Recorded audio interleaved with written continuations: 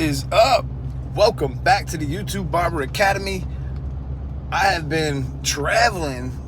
I've been traveling like crazy, and we did a lot this weekend. So we're back in the building, we're back on the map, and we're going back to the shop. And I can't wait to cut some hair. I'm actually kind of like excited. You know, it's been a little while since I did a haircut. I did do one in the middle of the woods. You guys will see that on my next vlog that I'm gonna drop. I'm working on here. I got a couple cool pieces of content coming. I think that you guys are gonna like them. And yeah, man, we're out here and we're up early and we're grinding. So once the people get up in the room, we're gonna discuss today's topic. And it's gonna be the people who don't matter. The people who don't matter. And I'm gonna tell you who they are. What up, Uproar? Uproar in the house. A whole bunch of y'all got in the house here. We've been waiting, man. And we got to do the giveaway for the protege. We got to do the giveaway for the protege, and that's going to be the protege combo, which I believe is to be the best budget combo, and I'm saying best budget professional combo out there right now. In my opinion, I really believe that. I don't think you're getting anything better. For $170, you're getting a trimmer with a 4-hour runtime and a clipper with like a 4-hour runtime. I got to double check that last piece, but it lasts a long damn time. So, all right. So anyhow, we're gonna do that. As long as Steve-O gets in and he can help me with that, he's gonna pick someone from the comments, and I didn't even get a chance to answer those comments. What up, Chad in the house? What up, Spirit Light One, Solomon Kane, Steve? It's good to see you guys all jumping up in the room and getting on this here. So, who are the people that don't matter? Well, I'm going to tell you who the people that don't matter are. The people in your life that don't believe in you. And I'm just going to tell you like that. No matter what pursuit that you're on, there's going to be people in your life, they may even be close to you, that they don't believe in you. And I'm going to tell you why none of that matters. There has been plenty of people who have risen above the adversity and have been able to succeed despite the fact that no one else supported them. And the fact that their approval means so much to you is what could hold you down. So there's going to be people in your life that are going to tell you, keep working that job. Even though you know inside that's a dead-end job, that's going nowhere, that you're never going to get to the level that you always hope to. But these people in your life are the people that you're looking at. And then there's also people in life who are going to give you business advice and tell you you should be doing things when they never did shit in their life. All right? So you probably shouldn't be taking advice from those people. I mean, in all reality, you probably shouldn't be taking advice from those people. He said, that's why I need it, because when they're away from the shop cutting homeless peeps, you need a clipper that can last for a long time without a chop. That's absolutely true. I was cutting a guy who looked homeless, but he wasn't. I was cutting a guy who looked homeless this week, but he wasn't. We gotta hit this red light. So this is for my people that are waking up, going to work to a job that they hate, wishing that there was something better, and feeling like they're stuck. And you are not stuck. In fact, if you're in the state of Florida, you're 3 months away from getting your barber license. Right now, at any one time. They made it so much easier. It's only 600 hours here. And guess what you got to do at the end of your 600 hours? You got to take a 30-question test. And I'm telling you guys what, the ability to do this, it doesn't take much. You ain't got to be Albert Einstein to get through barber school, all right? You just got to have a good attitude. You just got to be dedicated. And I've talked about this before, but let's look at barbering as a whole. And then you think to yourself, like, okay, what if I go and do all that? But there's all these barbers, like, they're so much better than me. Like, I'll never be as good as them. How could I ever get to the level that they're on? And here comes all the negative self-talk that I try to warn you guys about every morning. When you wake up in the mirror and you look at yourself in the mirror and you see that negative self-talk get started. Well, let me tell you something, man. This industry is soft as hell because a lot of people who are in this industry, they failed. They failed from their other pursuits.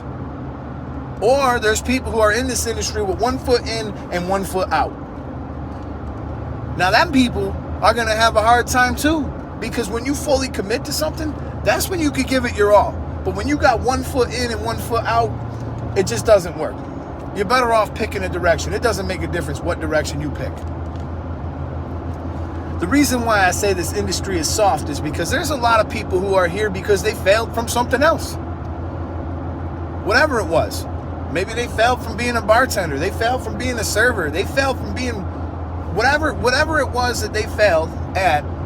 More than likely, the reasons that they failed came with them. They came with them. And they're still doing the same shit. They're still showing up late. They're still leaving early. They still have no work ethic. They still don't go the extra mile. So what that means is if you are somebody who has gone the extra mile, if you are somebody who has worked hard, who has tried to rise in the current position and just feels stuck due to no fault of their own, and it just doesn't feel like there's anywhere else for you, this industry makes you special. This industry rewards you when you put in the hours. This industry rewards you when you go the extra mile. These clients take care of you and they view you as something special. You're not just a number. You're not just at a factory.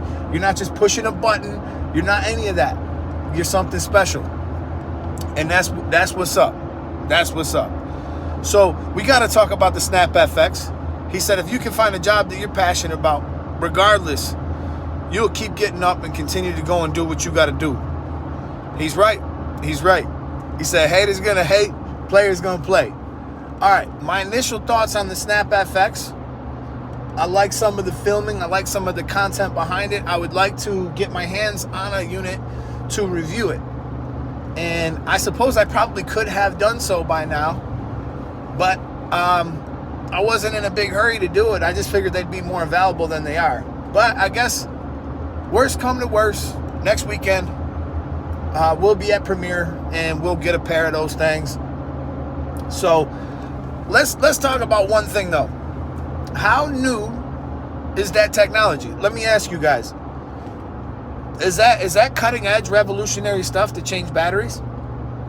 I'm just curious. Like, how did that look to you?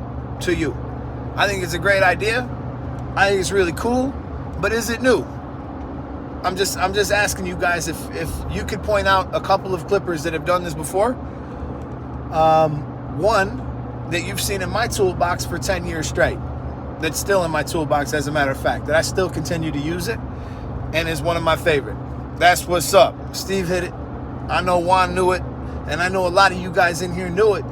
But the Oster Octane has been out for a long time, before any of these other cordless clippers. And that shit was a gem. And I knew it was a gem from the second I laid eyes on it. And you know what? The funny thing is that battery never dies. I didn't need 2 batteries. That battery is still the same damn battery. And the clipper itself I had for 11 years before it finally fell apart. And then, I got the Octane for the last 4 years. No complaints here. But let's just say that you're using a clipper and you're keeping it on the stand in the in-between moments. Most clippers are going to hold a charge. Now, I don't know how many stands you want to keep on your station or how big the stand you want to keep on your station is, but most clippers are going to hold a charge when you put the clipper on the dock in the meantime, right? So this, I don't know what the runtime is on the Snap FX, but if those batteries are excessively long, I mean, that would be something that you could take with you and just buy a handful of those batteries and you'd be able to cut for, a long, long time. I mean, that would be kind of an interesting idea. But the technology, it isn't really new, but it's kind of nice to see it on a clipper with a lever that moves. What do you guys think about that price? What do you guys think about that price? And does anybody know the price off the top of the head? Off the top of your head, I'm just curious if anybody knows it. I know it was pretty expensive. So, anyhow, back to the people who are, I'll be looking for your comments, man, if you guys answer any of those questions. But back to the people who don't matter. And the price of the Snap FX. Does anybody know the price of the Snap FX? That's what I'm curious. So back to the people who don't matter for a second. So there's going to be those people in your life that are telling you to stay at that dead-end job, that job that don't make you special, that job that you hate, that job that makes you kind of miserable as a human, irritable when you wake up in the morning, mad that you got to go there. And you really are, there's a lot of different things you could do. But if you haven't considered going to the barber shop, if you haven't considered signing up for barber school, I don't know why. If you signed up for barber school in the state of Florida, 600 hours, fairly reasonable price. Yes, it's going to be work to get through it. Yes, it's going to take a little bit of a commitment. But if you are one of those people who has good work ethic, shows up early, leaves late, and is willing to put in the extra time that it takes, this business will reward you more than anybody else's. And one of the reasons why is you're in control of your own business here. Even if you work for me, even if you work for whoever, you work for another guy, it's ultimately up to you how much money you decide you want to make. It's ultimately up to you how many cars that you want to pump out, how many posts that you want to make, how much business that you want to gain. Because we should all be trying to create value for ourselves, and that goes beyond barbering. It goes beyond barbering. Let's say that Ed worked as an air conditioning tech. I would still have a YouTube channel, and I'd still be teaching people about air conditioning. If Ed worked at anything else, if I was a golf pro, that would be sweet. But if I was a golf pro, I would have a golf YouTube channel. I would talk about golf around the clock. I would build value away from the golf club. So that if that club ever decided to fire me, or if another opportunity presented itself, I would have validation from the internet, and I would say, yeah, I got 150,000 subscribers that follow me on YouTube about golf. And I could take that with me wherever I go. If I'm in your club, that's 150,000 people that are seeing the content. That's 150,000 potential new members. That brings value to whatever I do. So it doesn't really make a difference what pursuit you're in. When you go the extra mile, when you build the value for yourself, aside from the company, that's what I want to see. And that's why I want to see, like, every barber I want to see them all start YouTube channels. As of right now, none of them have. But I want to see them all start YouTube channels, and I want to see them all start to gain value in their own name so that they have that value going forward to do whatever it is they want to do. He said, who were your doubters? I had doubters. I had a lot of doubters, actually. In the beginning, when you go to cut hair, there's all these people that are like, oh, hell no, I got a guy, I go to this guy. Even some of my closer friends, hell no, you ain't cutting my hair. But my closest friends, hell yeah, you cut my hair. Hell yeah, I'm going to help you out with that. My friends that I just spent time with this weekend, they always had my back. And then there was some doubters in my own family. I don't want to talk about them, but they people who are close to me who just said, why are you making a YouTube channel? Why are you putting yourself out there like that? Why are you spending all this money on all these things? And, they couldn't see the goal. They couldn't see the vision. I was okay with that. So it's just like, if you have this unflinching belief in yourself, which I think we all need to have, if you have that unflinching belief in yourself, that belief that, hell no, I won't fail. Hell no, I'll do whatever it takes. I'll get up early. I'll stay up late. I'll do every single thing that I could think to do to make sure that I don't fail. And I got to say, there's probably one experience that I had in my life that really drove me to where I am today. And it was a long, hard, miserable experience. I mean, miserable. I worked at a factory. It's a factory around here. This factory had a reputation like you couldn't believe. People thought that if you went and worked at this factory, holy shit, your life was going to change. You were going to be something. You work for this factory, you're going to be great. And when I got in there, it was after I had been barbering for a long time. And it was really hard for me to come to terms with the fact that this was all I was going to make. I'll even share it with you guys. This is how bad it was. I made $675 every 2 weeks, and I live in a place where you can't get a house for $500,000. You can't get a house here for $500,000, and I was making $675 every 2 weeks. But I kept working at the barbershop, and at the barbershop on Saturday, that was the only day I could work because now I'm at the factory all week. So I'm working 6 days a week, but the sixth day comes, I'm at the barbershop. I put in 1 day, I make $700. In 1 day, I made what I made in 2 weeks there. So as if this wasn't enough mentally mind-crushing, mind-numbing, I stuck this thing out for 3 years. I don't know why I had to stay that long, but the experience was it was so insufferable. It was just so frustrating every day to wake up and know that I was meant for more. Every day to wake up and know that I had been in a business that made me special. And now I'm not. Now I'm just a number. Now I'm just, how many of these products can you pump out in a day? And if you can pump out more, we want more. But we'll never pay you more. You'll never get more than a 3% raise every year. That's it. That's all you're destined for. I did the math, and to get myself to the point where I was making $60,000, it was going to take me 15 years. By that metric of 3% a year, I was going to take 15 years to make $30 an hour, and I've been making that since before high school. Literally, before high school, I was cutting hair, and I would make more than $30 an hour. So just think about how hard that was to wake up every day. And of course, it started at 5 in the morning. So I had to go to bed at like 7. But aside from all that, there come a day where I got fired. So when I got fired, I mean, I couldn't express to you guys this. I don't know if anybody out there has ever felt this. But when I got fired, I felt the most relief that I've ever felt in my life. I was like, I actually rode my dirt bike to work that day.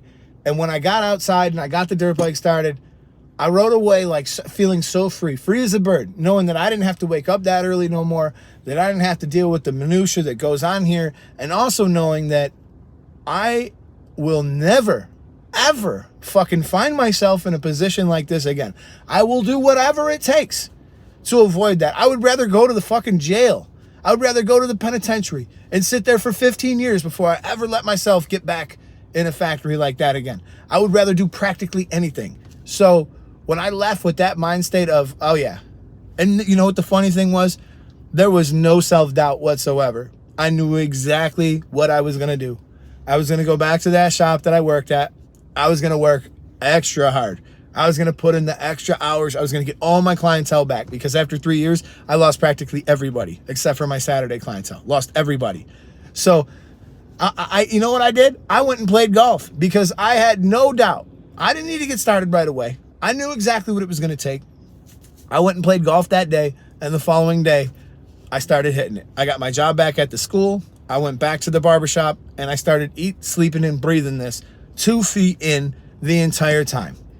And you know what? In 1 year, I was able to buy my shop. In 1 year, I was able to buy my shop. And then the year after that, actually, I would say like 2 years after that, I hit over 100K on YouTube. I went from 6,000 to 100K in 2 years on YouTube. And in that time, YouTube went really well for me. And I had finally started to profit from YouTube. So I went, mind you guys, I went a good 7-8 years on YouTube without seeing a fucking dime. Not a dime. But knowing that I would get there. Undoubtedly, no. Like, I had no self-doubt about that. I had no delusions. I knew that I would eventually create content that was good enough to start to get me paid. Even though at the beginning of this YouTube journey, I didn't know shit about cameras. I didn't know nothing about filming. I didn't have any type of stage presence. I didn't know how to speak to my camera. There was so many little things that I knew I needed to learn, and I spent all the time I needed on to learn, you know, all I needed to do. I did everything that I needed to do to get myself to the point where I'm at today. So if you're sitting there and you're thinking, I should start a YouTube channel, I would like to do these things, there's nothing stopping you. And don't let any of the bullshit cloud your mind, because I eventually fell into that. I need better equipment. I need to spend more money. I need better this. I need better that. And the truth is, to tell your story and to film your content, you don't need anything more than a cell phone. Plenty of great YouTubers put this together with a cell phone, and it's all about how you're going to edit it, how you're going to bring up your content,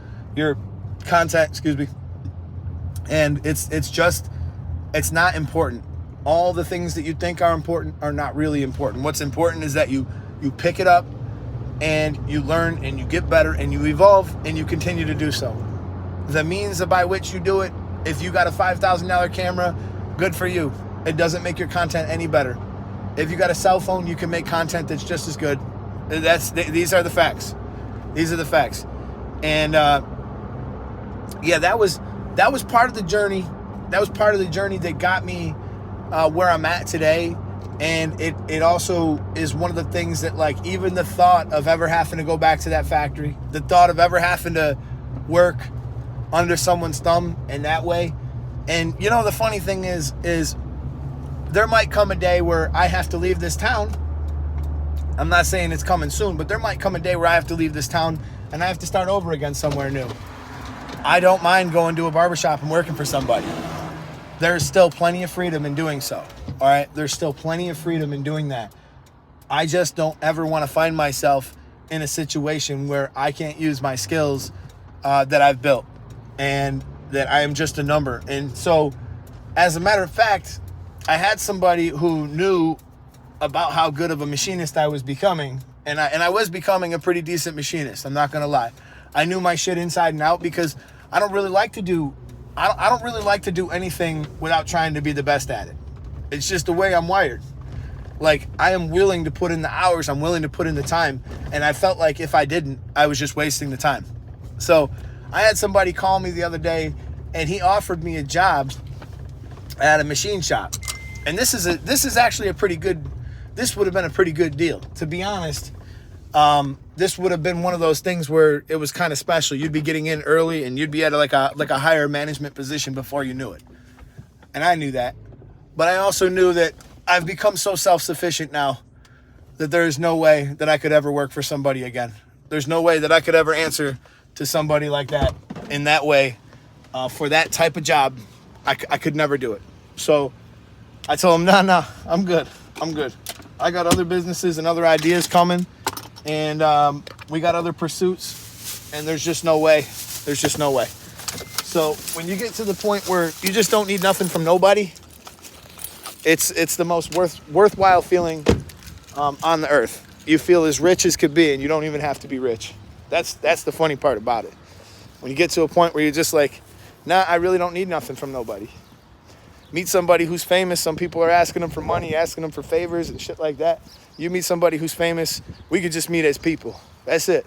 I don't need nothing from you, and you don't need nothing from me. You're just a person just like I am. Let's see here. All right. He said, we can work everywhere in the world. Our work is amazing, man. Barbering equals freedom. That's what's up.